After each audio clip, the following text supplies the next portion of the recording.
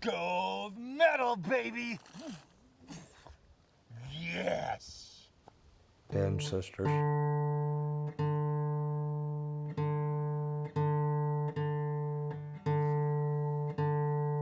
Come on, give me the D, please come on in.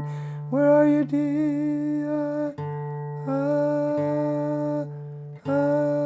You went flat.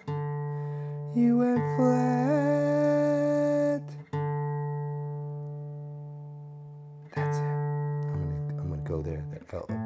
Felt good.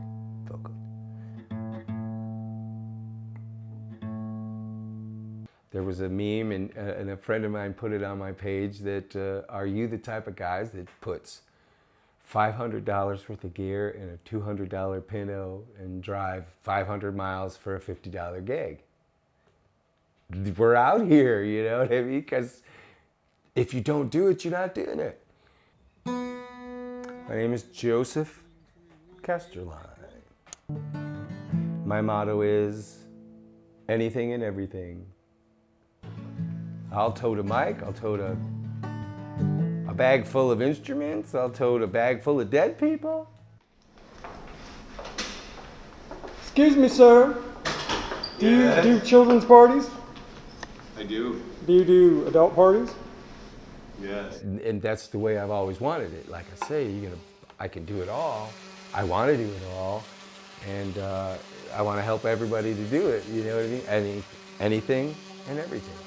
If I couldn't be in the production, and that lends itself to the I'll do anything, then I want to make sure the production happens, you know, so I'll tote it.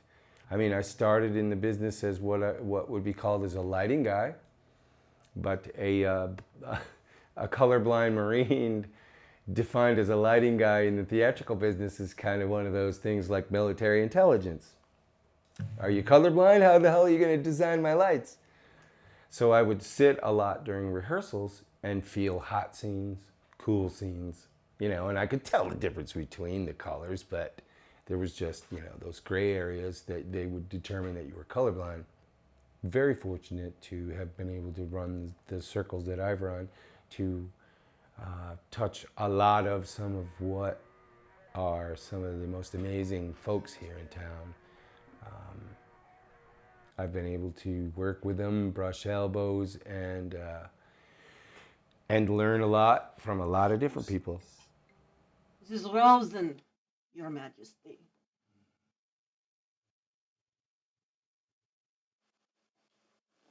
Has your teacher taught you nothing, child?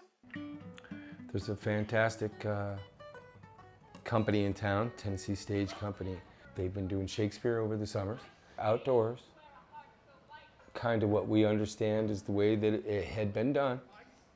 There was some magical moments this last summer, but the one night, right after we had killed Duncan, and we're all back out in our 90s, well, right when the monologue started, it started pouring. And everybody kind of, the jackets and things came up and the umbrellas started popping and the fan base started splitting and running for cover. And I just went down to the lip of the stage because the girls were coming out putting bags on the mics, and I just started yelling it and just being so intensive with my words that the flow stopped. And they all kind of turned around and they looked, I could just sense them staring at me saying, "Really?" And I was like, "Really?" And everybody came back into place and finished that particular act out in the, it did let up a little bit, but the pouring was, everybody stopped and it just kind of came right back together, and not a moment of the play was wasted in a rain delay. When you get applause by 5 people, 10 people, 10,000, 50,000, that warps you.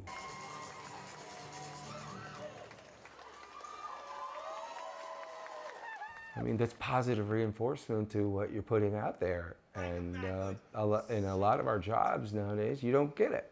And I will put that business in thy bosom.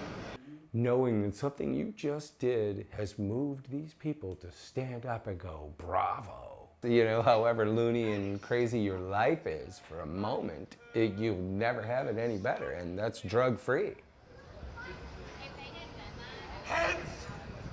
Horrible.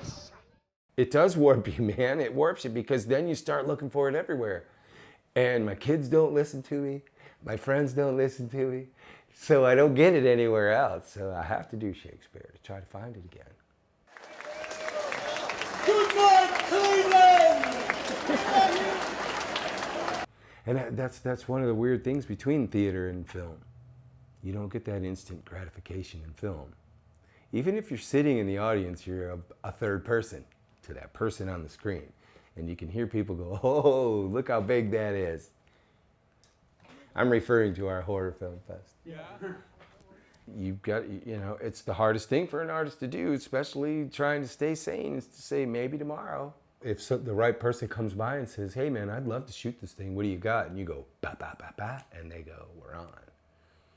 You're still in the game. Those are the things that, you know, our artists have to deal with outside of just getting the gigs and getting paid. There's so many psychological things that we deal with. Life it crumbles, it falls to pieces. Will we get together? I don't know. If you're already kind of locked into it with, you know, I have enough, I've met enough, I think that's when that moment when you start settling and you start selling your gear and you're ready for that other thing. You're not into your art so much. Damn fine shit. God bless us. How did we even do this thing? Why would we do this? I'd rather run for president of these here United States. To sit outside and go, God, I wish. This is the worst thing I think you could arrive at a certain age and go, I wish. Just give it a go. Because you will decide fairly early whether this is something you like to do or not. Booyah. That was great. Money shot. But you don't know those things unless you go ahead and do it.